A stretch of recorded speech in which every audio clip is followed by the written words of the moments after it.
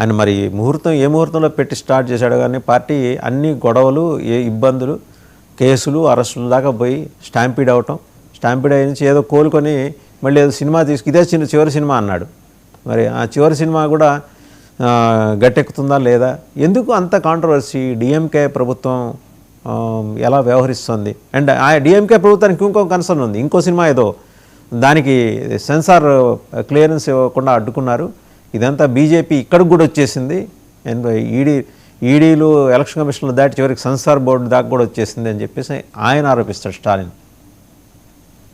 వాసుదేవన్ గారు, ఈ స్టోరీ ఎక్కడ మొదలవుతుందంటే ఒక సినిమా రిలీజ్ అయ్యే ముందు, ఇన్ఫాక్ట్ హైకోర్టులో డివిజన్ బెంచ్ అడిగారు ఈ ప్రశ్న. నిన్న మీరు ఒక సినిమా రిలీజ్ చేసే ముందు మీరు డేట్ ఎట్లా అనౌన్స్ చేస్తారో అని అడిగారు. సినిమా రిలీజ్ చేసే ముందు మీరు 4 వారాలు లేకుంటే ఒక నెల ముందు దీన్ని పోస్ట్ ప్రొడక్షన్ అంతా చేసిన తర్వాతనే, సర్టిఫికెట్ చేతికి వచ్చిన తర్వాత మీరు డేట్ అనౌన్స్ చేస్తారు. వీళ్ళు డేట్ ముందు అనౌన్స్ చేసిన తర్వాత దాని స్ట్రాటజీ ఏంటంటే ఫిలిం బోర్డ్ ఆఫీషియల్స్ మీద ప్రెషర్ వచ్చేస్తుంది. సెన్సార్ బోర్డు మీద ప్రెషర్ తీసుకొస్తారు. అంటే మేము డేట్ బుక్ చేసుకున్నాం, మేము థియేటర్లు బుక్ చేసుకున్నాం, ఇంత 1000 థియేటర్లు బుక్ చేసుకున్నాం, మా డబ్బులు పోతే అది ఇదని చెప్పి పెద్ద గొడవ చేస్తారు. అట్లాంటి ప్రెషర్ తీసుకొచ్చి పొలిటికల్ ప్రెషర్ పెట్టి సెన్సార్ బోర్డుతో సినిమాలు క్లియర్ చేయించుకుంటాం. మేము చూసాం చాలా మటుకు ఇట్లాంటి కేసెస్ ఇప్పుడు దాకా.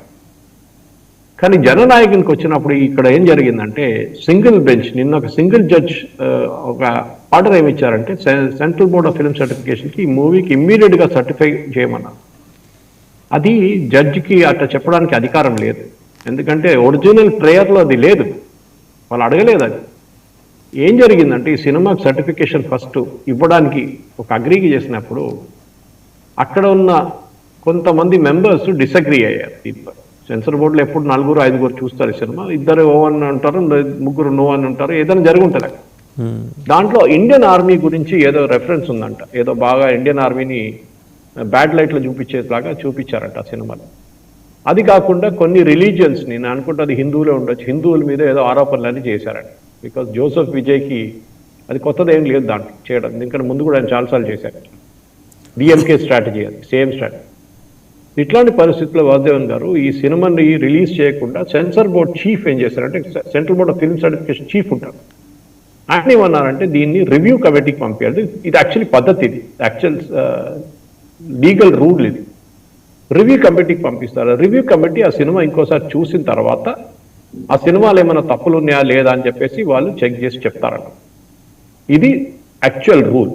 కానీ ఇప్పుడు జరిగిన దాంట్లో వీళ్ళు ఉల్టా ప్రెషర్ పెట్టేశారు.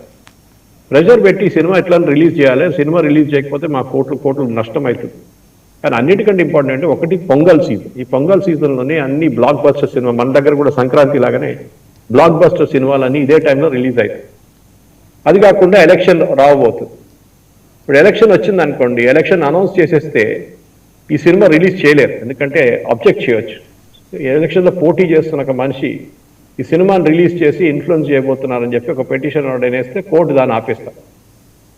ఇంకోటి పొంగల్ సీజన్లో పీక్ వ్యూయింగ్ ఉంటుంది, అది న్యాచురల్. అది ఇప్పుడు నార్త్లో దివాళీ సీజన్లో చాలా మటుకు సినిమాలు రిలీజ్ చేస్తారు బాలీవుడ్లో, అది కలెక్షన్ మ్యాక్సిమం ఉంటుంది ఆ టైంలో, వెకేషన్ సీజన్గా ఉంటుంది.